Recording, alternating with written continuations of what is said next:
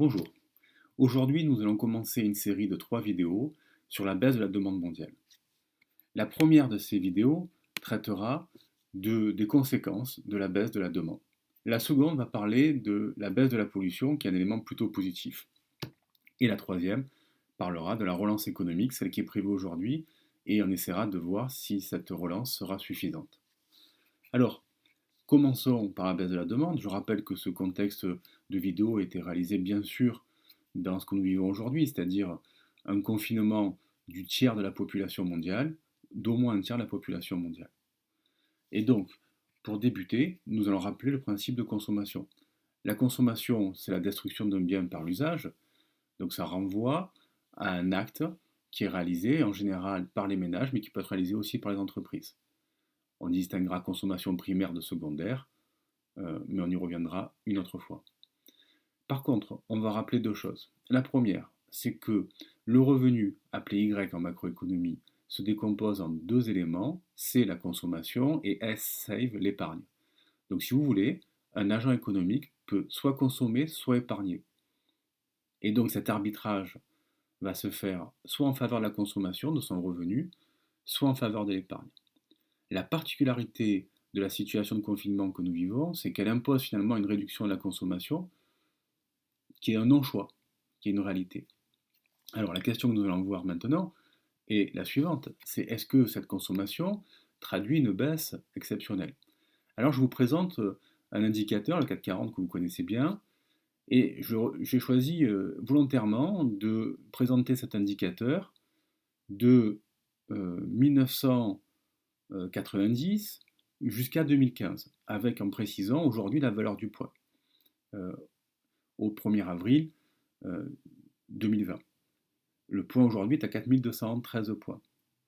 Et vous regardez finalement que cet indicateur a été beaucoup plus bas, deux fois, au XXIe siècle, c'est-à-dire en 2003 et en 2009. Donc finalement, ce que nous vivons aujourd'hui, en termes de crise boursière, n'est pas le point de retournement le plus fort que nous ayons connu. Cette remarque est à relativiser, car au début de la crise financière, vous voyez bien que en 2008, nous sommes encore au-dessus des 4000 points. Et il est vrai que la baisse du CAC 40 ressemble un petit peu à celle qu'ont connu les marchés boursiers en 2008. Alors, la question qui se pose, c'est est-ce que le CAC 40 reflète l'activité économique réelle? Partiellement.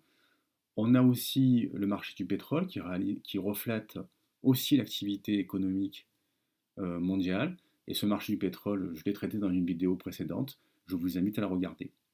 Alors, pour revenir sur la consommation, est-ce que c'est grave que la consommation baisse?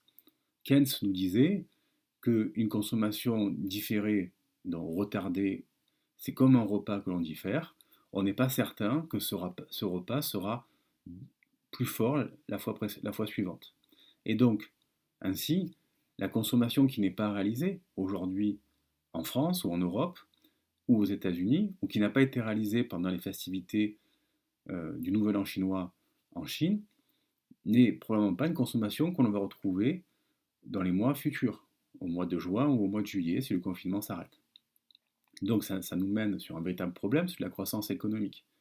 Et donc nous arrivons sur une probable récession sans précédent. La question qui se pose alors, c'est de dire, mais peut-être que c'est un nouveau modèle économique, puisque c'est évident que ça génère moins de pollution. Nous verrons que, bien sûr, c'est une opportunité qu'il y ait moins de pollution, mais que pour autant, la crise économique peut générer beaucoup de morts, y compris dans des pays riches, mais surtout dans des pays qui n'ont pas de minima sociaux. Donc, c'est un véritable problème qu'il faut prendre avec sérieux. Nous développerons demain les effets positifs qui sont une baisse de la pollution, et je réponds à vos questions, bien sûr, dans la chaîne YouTube, en dessous. Et si vous voulez vous abonner, je serai très content de vous compter parmi mes abonnés. A bientôt, au revoir.